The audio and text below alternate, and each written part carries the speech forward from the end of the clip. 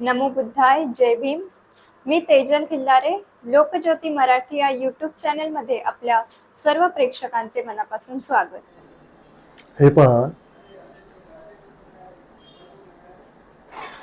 2014 सालापासून जी केंद्रामध्ये भाजपाची सत्ता आलेली आहे, म्हणजे RSSची सत्ता आलेली आहे, तर या सत्तेनं जेवढ्या संवैधानिक संस्था आहेत, ज्याच्यामध्ये एक निवडणूक आयोग आहे, प्रशासन आहे, न्याय व्यवस्था आहे, या सर्व संस्थांच्या मध्ये हस्तक्षेप केलेला आहे या उद्देशानं की इथे लोकशाही आहे याचा फक्त देखावा ठेवायचा आणि खऱ्या अर्थानं लोकशाही संपुष्टात आणायची, संविधान दाखवायचं पण आतून सगळं पोखरून टाकायचं, अशा पद्धतीचं काम अगदी पूर्वनियोजितपणे एक दीर्घकालीन असं षडयंत्र रचून जो RSSच्या आणि भाजपच्या कार्यक्रमाचाच भाग आहे. त्यामुळंच आता स्पेशल इंटेन्सिव्ह जी ही आहे, म्हणजे बिहारमध्ये जे सुरू आहे SIR रिव्हिजन, ज्याच्यामध्ये जवळजवळ बिहारच्या 65 लाख मतदारांना दूर केलेलं आहे. आजच सुप्रीम कोर्टाचा कालच निर्णय आला आहे की आधार कार्ड किंवा पॅन कार्ड किंवा तुमचं रेशन कार्ड हा तुमचं नागरिकत्व सिद्ध करणारा अंतिम पुरावा ठरू शकत नाही.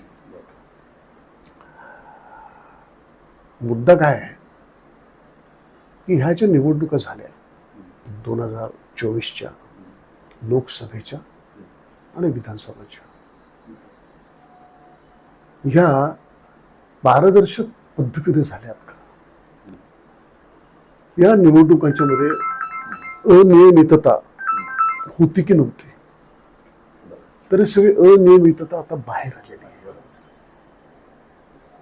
ज्याप्रमाणे राहुल गांधी म्हणतात की अक्षरशः निवडणुकाच चोरीला गेलेल्या आहेत. असं घडतं का कधी की लोकसभेमध्ये भाजप आणि मित्र पक्षांना महाराष्ट्रामध्ये ज्या जनतेनं नाकारलं, ज्याचा मोठ्या प्रमाणात पराभव झाला भाजप आणि त्याच्या मित्र संघटनांचा, पक्षांचा, 5 महिन्यामध्ये असं काय घडलं होतं महाराष्ट्रामध्ये? आणि 5 वर्षात जेवढे मतदार वाढत नाहीत तेवढे 5 महिन्यात वाढतात.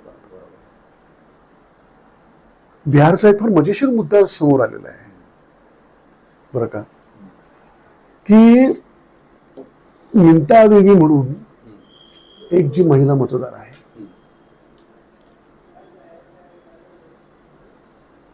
तिचा जन्म 1990चा. त्याच्यानंतर तिच्या घराचा पत्ता तो तिच्या नवऱ्याच्या नावाने दिला आहे. तिच्या नवऱ्याचं नावच टाकलं, क्रमांक नवऱ्याचं नाव, आणि तिचं वय 124 दाखवलं. असे कित्येक प्रकार झालेले आहेत की एकेका माणसांचं, एकेका मतदाराचं नाव 4 विधानसभा मतदारसंघात आहे, लोकसभा मतदारसंघात आहे. जी माणसं मृत म्हणून दाखवली घाऊक लाखोंच्या संख्येने, जी माणसं जिवंत आहेत आणि ती न्यायालयात स्वतः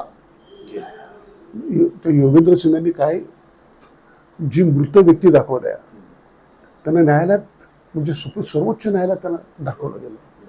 सर्वोच्च न्यायालय सहजपणे असं म्हणतं की शासनाचा केंद्र शासनाचे जे अधिवक्ता आहेत ते म्हणतात की ह्या तांत्रिक चुका आहेत. तर ह्या तांत्रिक चुका नाही आहेत. जो समूह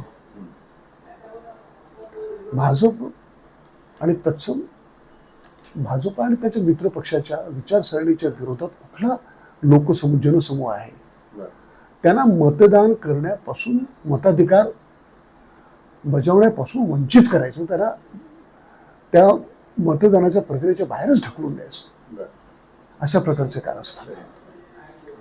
आता हा एक फार मोठा षडयंत्राचा भाग आहे. बरं, आता स्वतः प्रधानमंत्री जे नरेंद्र मोदी आहेत त्यांच्याच वाराणसी मतदारसंघामधले लोक बोलतायत, जाहीरपणे बोलतायत, निदर्शनच होते का 5व्या फेरीपर्यंत ते मागे होते आणि त्यानंतर ते तिथे निवडून येतात. तर हे अत्यंत बोगस मतदान करून, खोटं मतदान करून आणि निवडणूक आयोगाला, आता निवडणूक आयोग जवळजवळ भाजपच्या ज्या असंख्य शाखा आहेत त्याप्रमाणे निवडणूक आयोग हे भाजप या पक्षाची एक शाखा झालेली आहे आणि इतकी लोकशाही प्रचंड धोक्यात आलेली आहे. आणि या देशातली लोकशाही आणि ज्या संविधानानं आपल्याला लोकशाही दिली ते संविधान किती धोक्यामध्ये आहे हे जर वाचवायचं असेल तर एक गोष्ट लक्षात ठेवली पाहिजे. एका नव्या आंदोलनाची, रस्त्यावरच्या आंदोलनाची, लढायची, संविधानिक लढायची तातडीची गरज आहे. आणि ही काही छोटी गोष्ट नाही की विरोधी पक्षाचे 300 खासदार हे निवडणूक आयोगाला भेटायला जात आहेत आणि त्यांना अरेस्ट होत आहे. फार मोठी गोष्ट आहे. आणि निवडणूक आयोग त्याचा जो उर्मटपणा आहे, जो उद्धटपणा आहे, निवडणूक आयोगाचं जे असंवैधानिक पद्धतीची जी कार्यप्रणाली आहे तिच्या पाठीमागे सत्ताधाऱ्यांची फूस आहे. सत्ताधाऱ्यांचा पाठिंबा आहे त्यांना, तुम्ही असंच करा. कारण बघा की निवडणूक आयोगाची रचना करत असताना ज्या पद्धतीची नवी रचना केली गेली त्याची काही आवश्यकता नव्हती. ज्या रचनेमध्ये सर्वोच्च न्यायालयाचे सरन्यायाधीश आहेत त्यांना वगळण्यात आलेले आहे, तिथून सुरुवात झालेली आहे.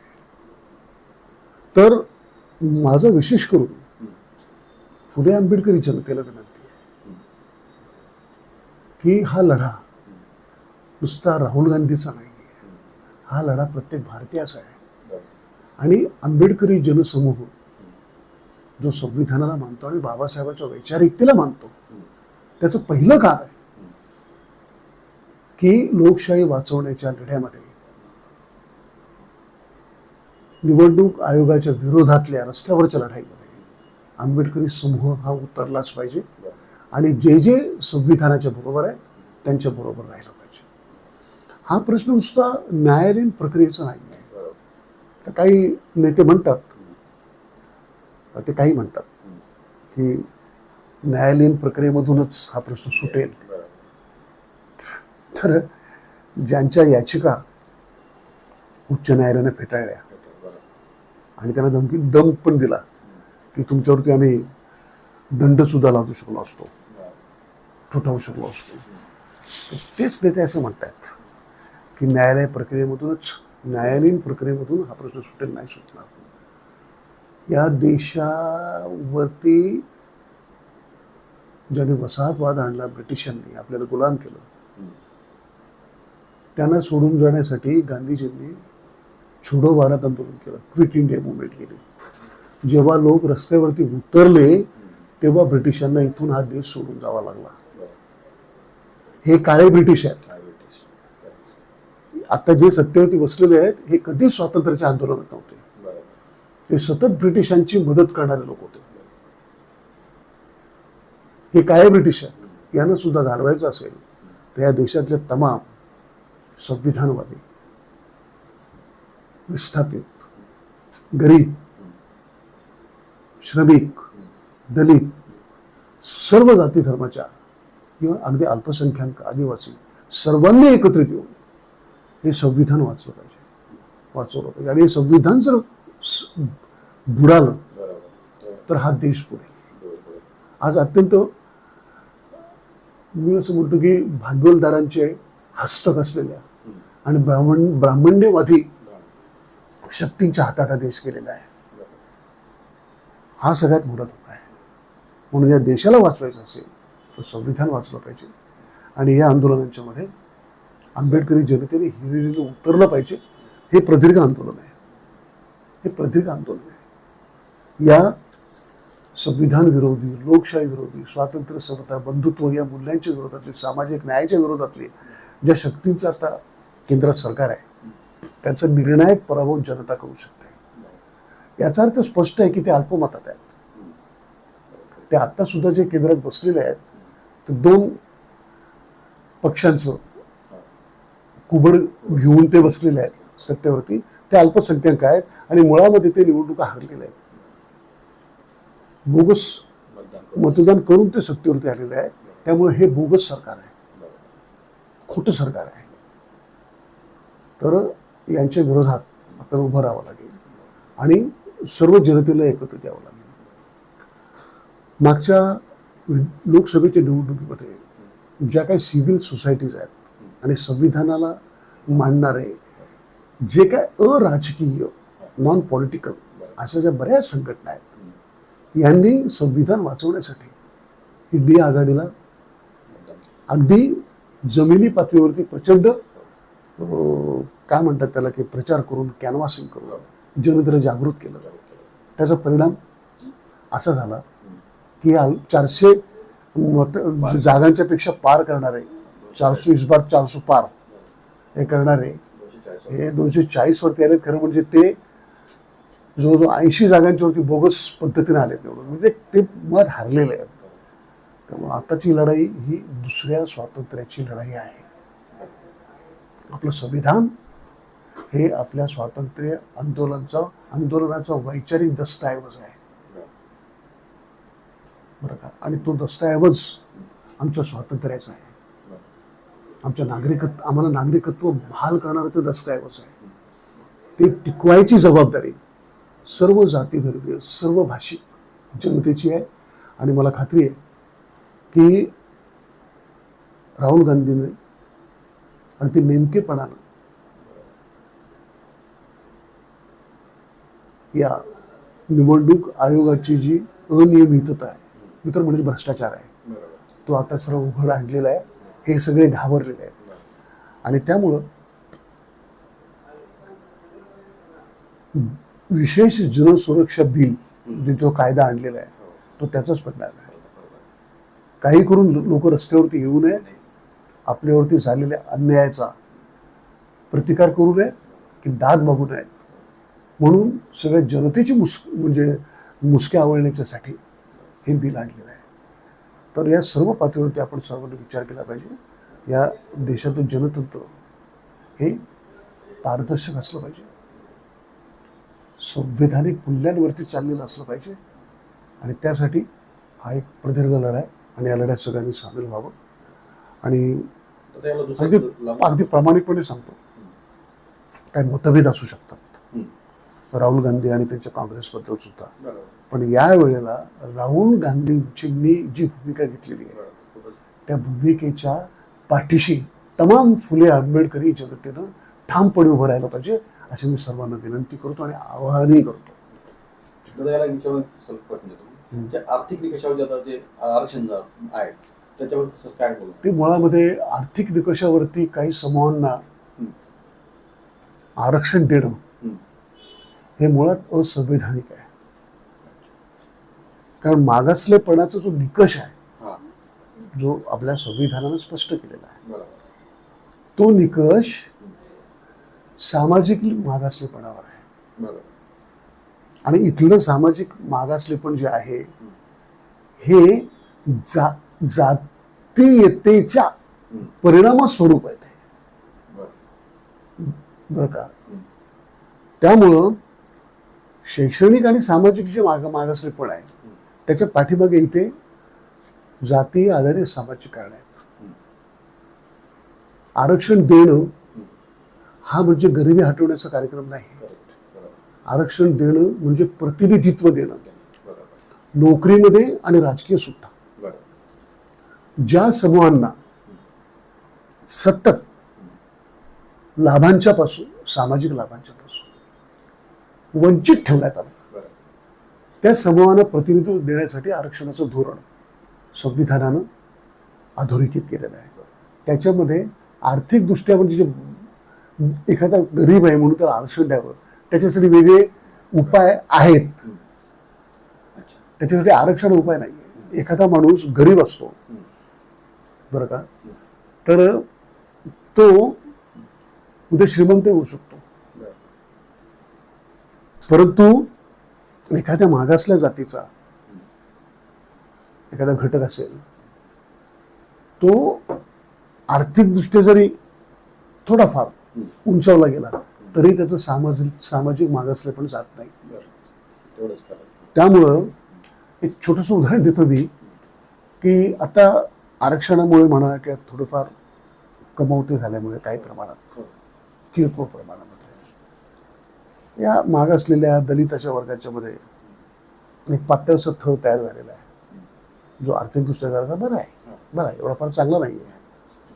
आपण असं म्हणू शकतो की एखाद्या दलिताकडे अपवादात्मक दृष्ट्या की मर्सिडीज आलेली असेल, त्यांनी घेतली असेल, अशी उदाहरणं दिसतात. परंतु मुंबई महानगरपालिकेच्या किंवा कुठल्याही महानगरपालिकेच्या नगरपालिकेच्या सफाई खात्यामध्ये जाणवेधारी उच्च वर्णीय नाही आहे. इथली व्यवस्था आहे. ही व्यवस्था आरपार बदलायची असेल तर आरक्षण धोरण जे आहे त्याच्या पाठीमागचे जे निकष आहेत, जी वैचारिकता आहे, त्या दृष्टीनंच ते राबवलं गेलं पाहिजे. तरच या देशातली असमता दूर होऊ शकते आणि सामाजिक न्याय मिळू शकतो. आमचे असेच नवनवीन व्हिडिओ पाहण्यासाठी आमच्या YouTube चॅनलला सबस्क्राईब, लाईक व शेअर करायला विसरू नका. धन्यवाद.